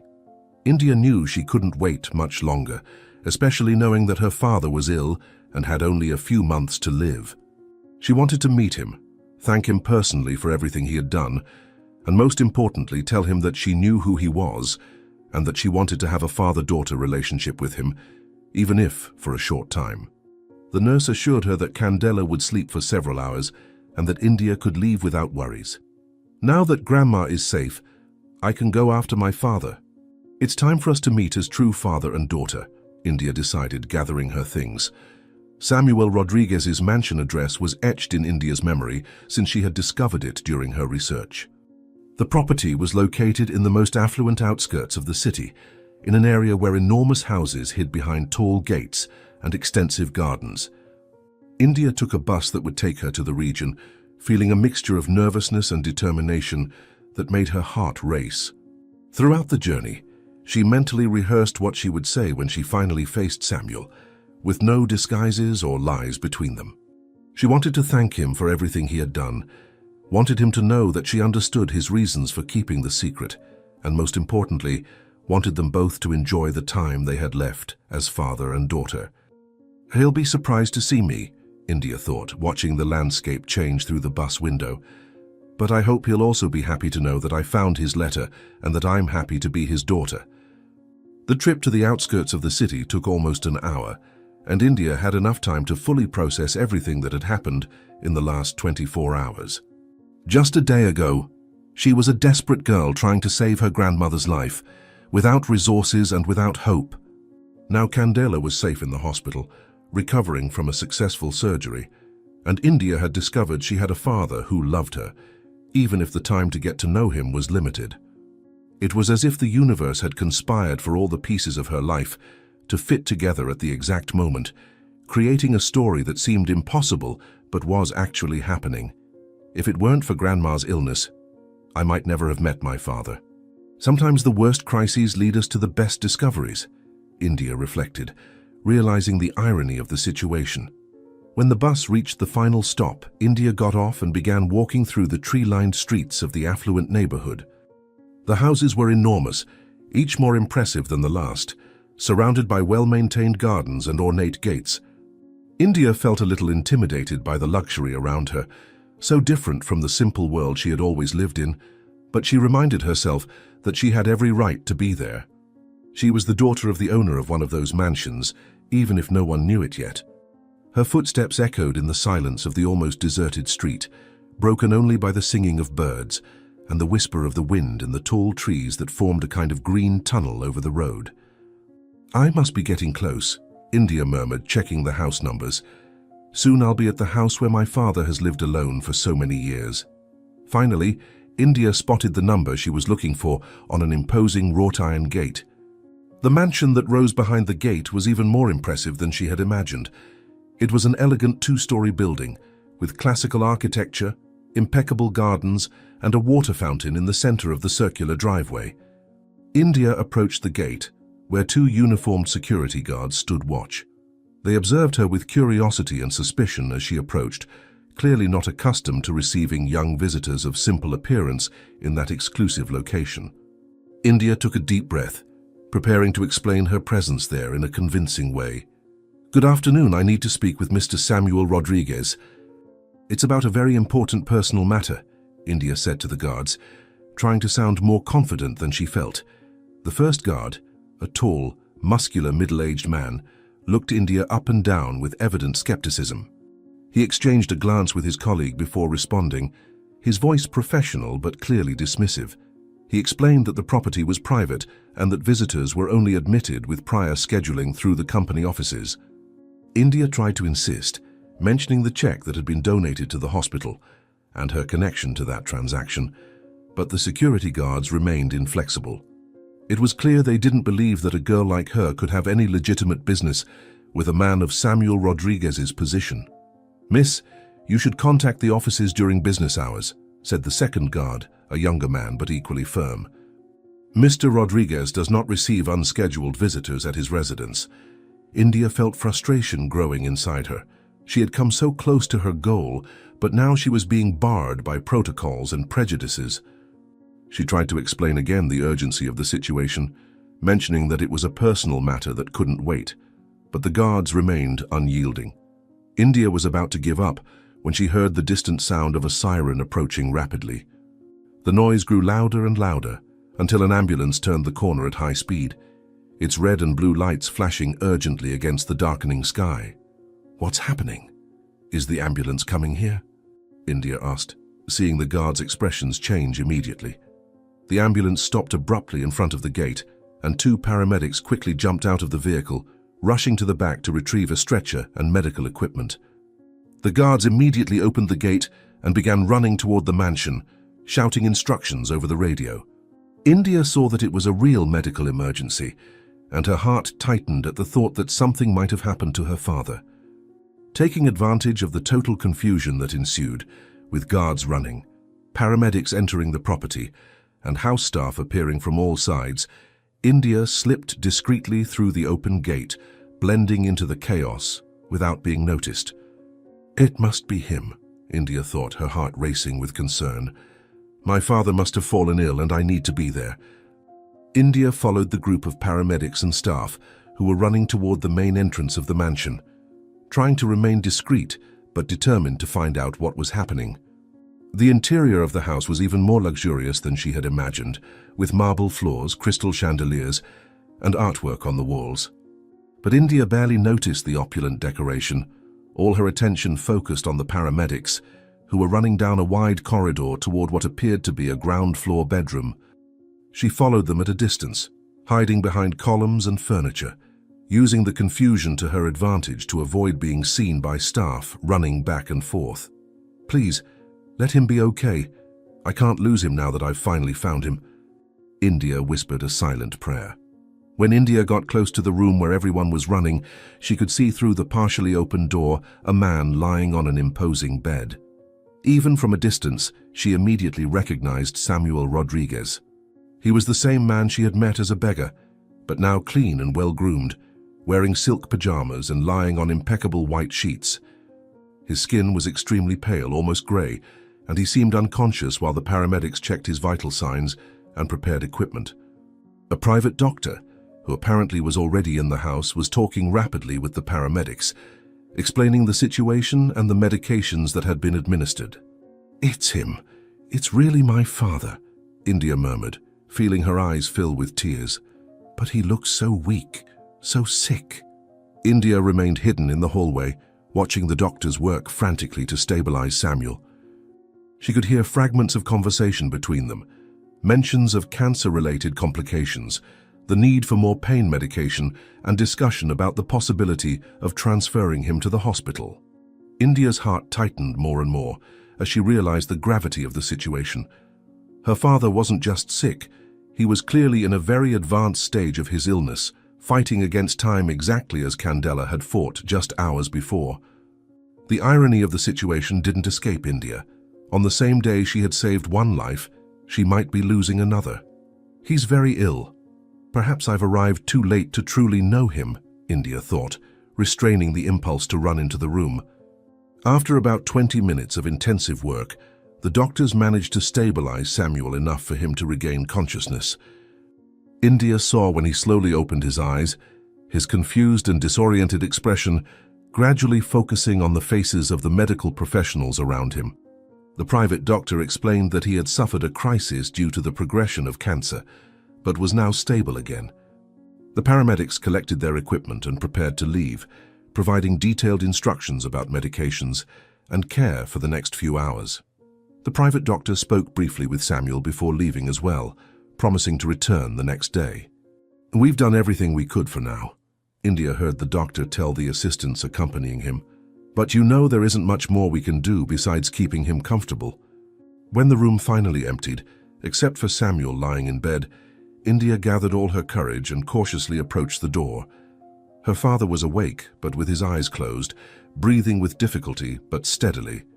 India hesitated for a moment, wondering if she should interrupt his rest, but then remembered that they might not have many other opportunities like this. She knocked softly on the door and entered the room, her steps silent on the thick carpet. Samuel must have heard the movement because he opened his eyes and turned his head toward her. "You came. India, you really came to see me," Samuel whispered, his voice weak but filled with emotion. Hearing those words, India felt all the emotional barriers she had built crumble at once. Tears began to stream down her face as she approached the bed, finally face to face with her father without disguises or secrets between them. Samuel extended a trembling hand toward her, and India held it gently, surprised at how cold and fragile it was. It was hard to believe that these were the same hands that had written the touching letter she carried in her backpack, the same hands that had held the bread she offered daily in the square. "Father," India said the word aloud for the first time, testing how it sounded between them. "Yes, I came. I couldn't stay away after discovering who you are." Samuel smiled weakly, his eyes filling with tears that India had never seen during all those mornings in the square. He tried to sit up better in bed, but India quickly helped him get comfortable, placing more pillows behind his back. It was strange to be caring for him now, after months in which the dynamic had been the opposite, with her offering food and him graciously accepting. But there was something natural about that gesture, as if she had always known he was her father, and that caring for him was her responsibility. "How is your grandmother? Did the surgery go well? Is she okay?" Samuel asked, his voice gaining a little more strength. India smiled through the tears, happy to be able to give good news to her father. She told him about the success of the operation, about how Candela was recovering well, and about the immense relief she had felt when the doctor confirmed that everything had gone perfectly. Samuel closed his eyes for a moment, clearly relieved to know that his gesture had really saved a life. When he opened his eyes again, there was a peace in them that India had never seen before, as if an enormous weight had been lifted from his shoulders. "I'm glad everything worked out," Samuel said, gently squeezing India's hand. "Candela raised an extraordinary granddaughter. Helena would be very proud of the woman you are becoming." Upon hearing her mother's name, India decided it was time to show Samuel the physical proof of her identity that he had mentioned in the letter. She carefully pulled up the sleeve of her blouse, revealing the small crescent-shaped birthmark on the inside of her right wrist. Samuel looked at the mark and then at India's face, mentally comparing it with his memories of Helena. India also took from her backpack the photograph of her parents that she had found in the envelope, showing it to Samuel as a visual confirmation of their connection. "This is the same mark my mother had. And here is the photo of you two that you left in the envelope," India said, bringing her wrist closer to Samuel's eyes. Samuel held the photograph with trembling hands, his eyes lingering on the details of the image that captured a happy moment from his past. India could see the emotion taking over his face as he observed the woman he had loved alongside the man he himself had been so many years ago. It was as if the photograph were a window to a lost time, an era when the future seemed full of possibilities that never materialized. "Helena never told me about you," Samuel finally said, his voice choked with emotion. "She left so suddenly, without explanation. I never understood why."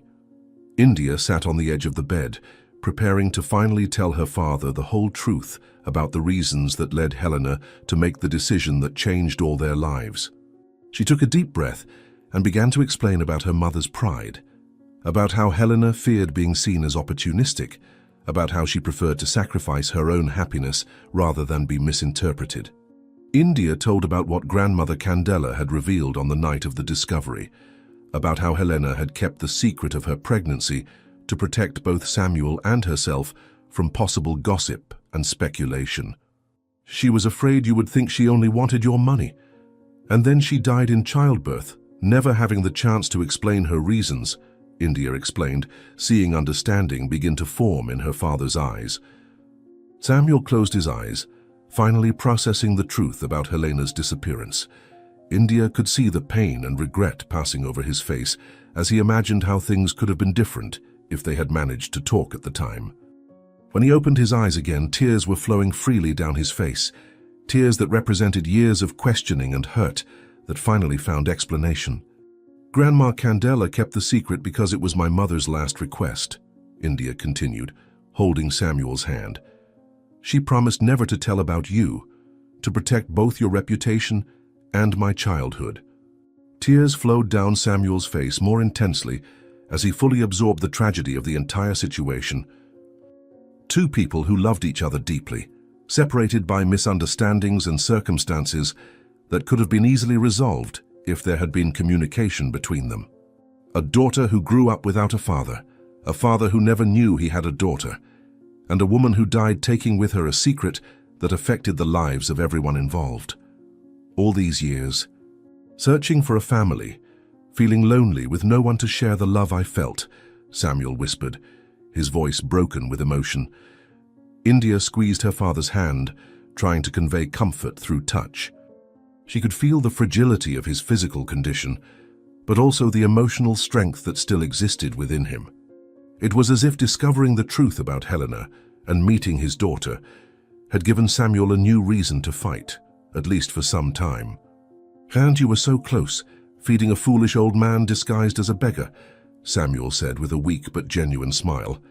"Fate has a cruel sense of humor, doesn't it?" India smiled through tears, remembering all the moments they had shared in the square, now loaded with a completely new meaning. Each conversation, each gesture of kindness, each moment of silent connection, everything had been part of a larger process that was inevitably leading them to that encounter. Perhaps it wasn't cruelty. Perhaps it was fate's way of giving us time to get to know each other before discovering the truth, India said softly.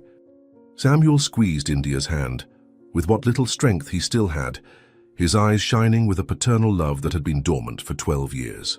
Finally, father and daughter were together, truly knowing each other, ready to cherish every precious moment they had left. "My daughter," Samuel murmured, the words laden with years of unexpressed love. "My dear daughter, you are finally home." Samuel squeezed India's hand, with what little strength he still had, his eyes shining with a paternal love that had been dormant for 12 years. Finally, father and daughter were together, truly knowing each other, ready to cherish every precious moment they had left. "My daughter," Samuel murmured, the words laden with years of unexpressed love. "My dear daughter, you are finally home." In the days following that emotional encounter, something extraordinary began to happen. Against all medical expectations and grim prognoses, both Samuel and Candela began to show signs of significant improvement. The doctors monitoring Samuel requested new tests, intrigued by the sudden change in his clinical condition.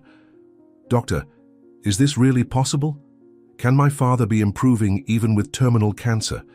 India asked the doctor.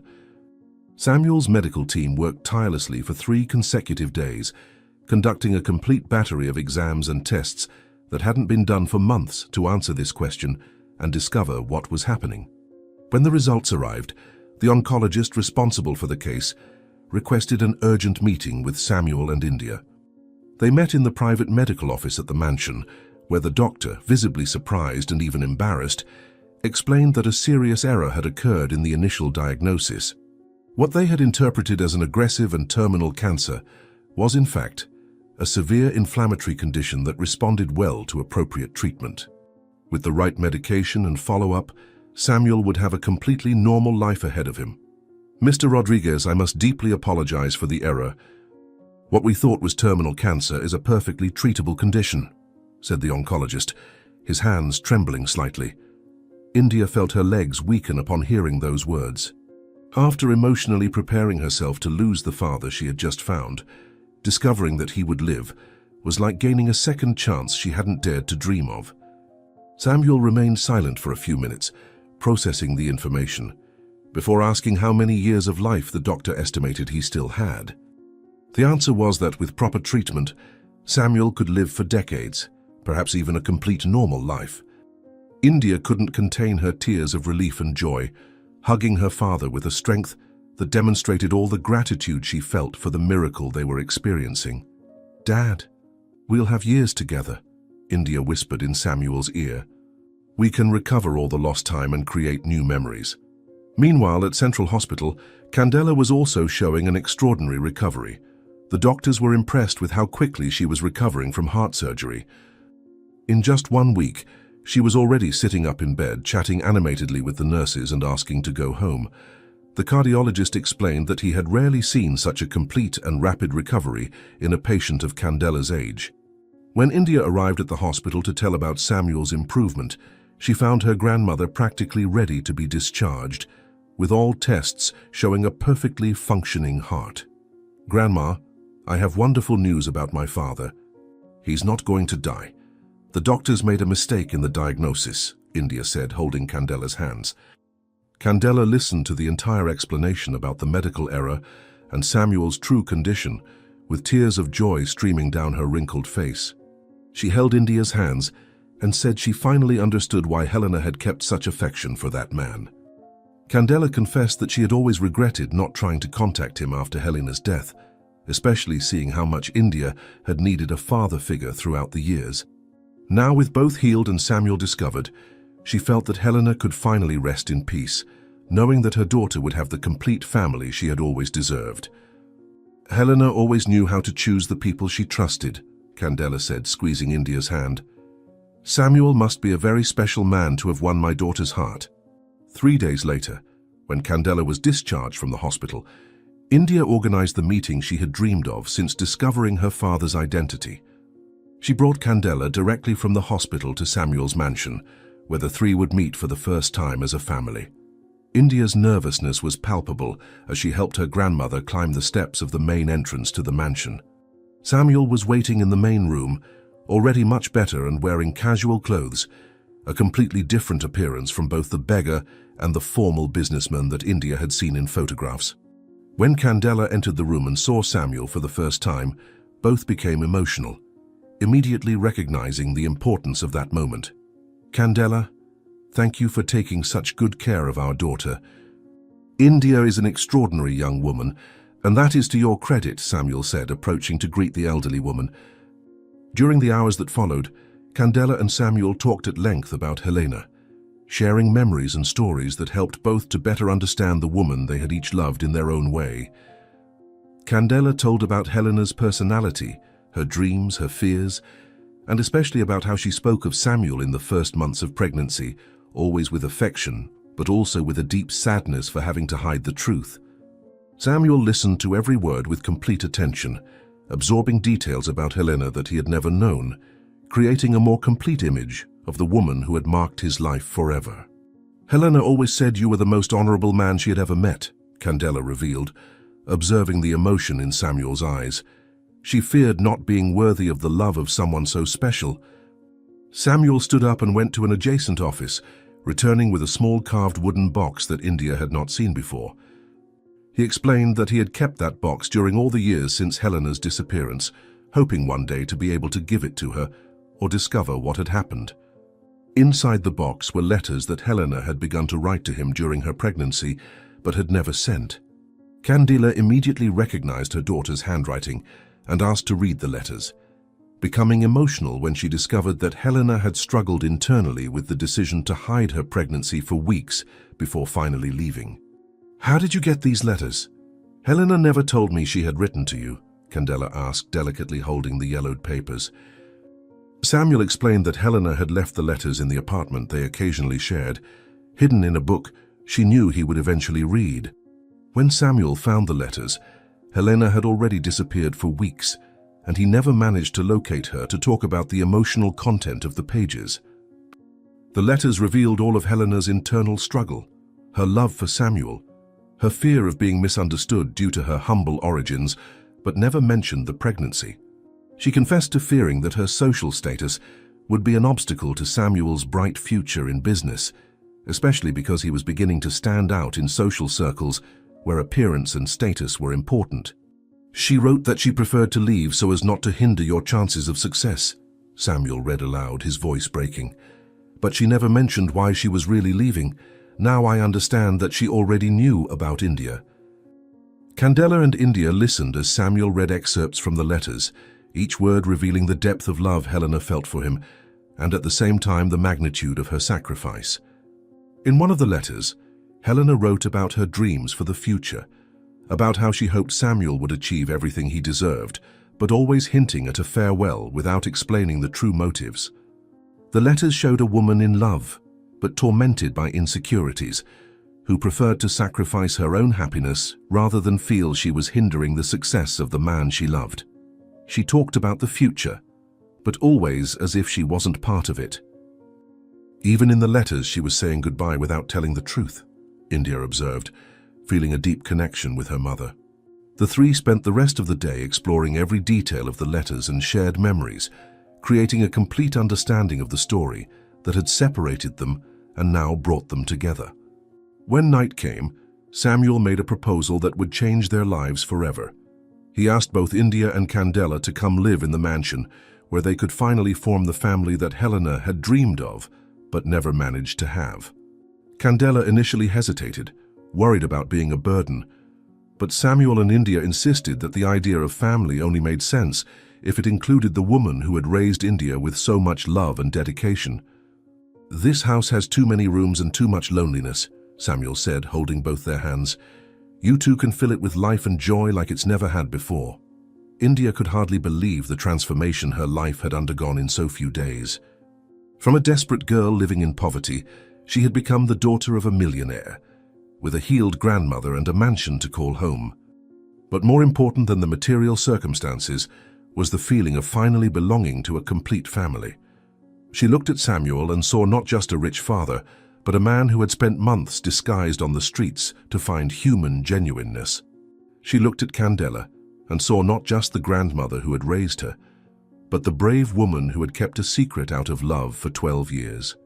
"I never imagined I could be so happy. I feel like I finally found my place in the world," India confessed, embracing her two most precious treasures. In the weeks that followed, India and Candela officially moved into the mansion, each gaining a luxurious room but maintaining their simple and genuine personalities. Samuel arranged all the legal documents necessary to officially recognize India as his daughter, a process that involved lawyers, paternity tests, and much bureaucracy, but culminated in an emotional moment when India could finally sign documents with the Rodriguez surname.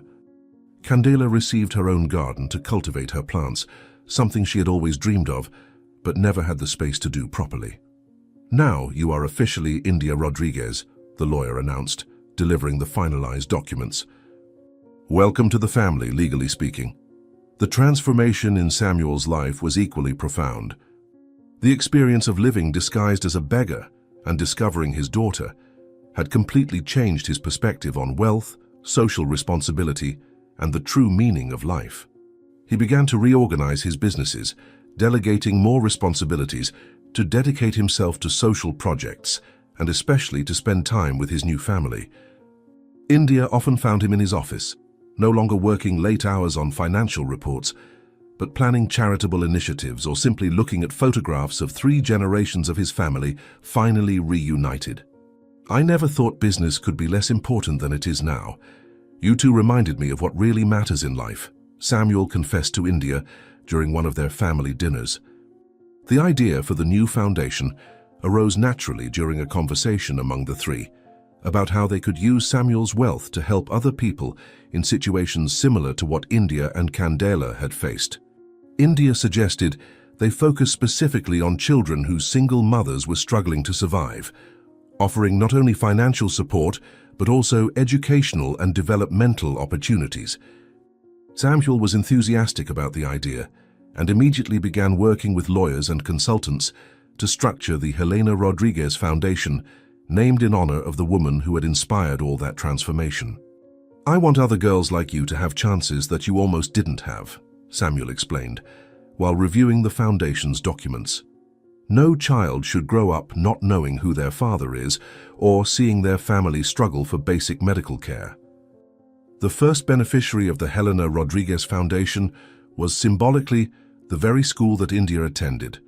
Samuel provided complete renovations, new equipment, and a scholarship program for underprivileged students.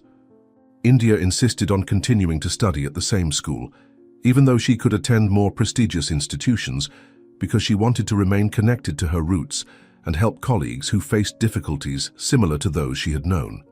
She became a kind of ambassador for the foundation, identifying families who needed help and proposing specific solutions for each case. "I don't want to forget where I came from.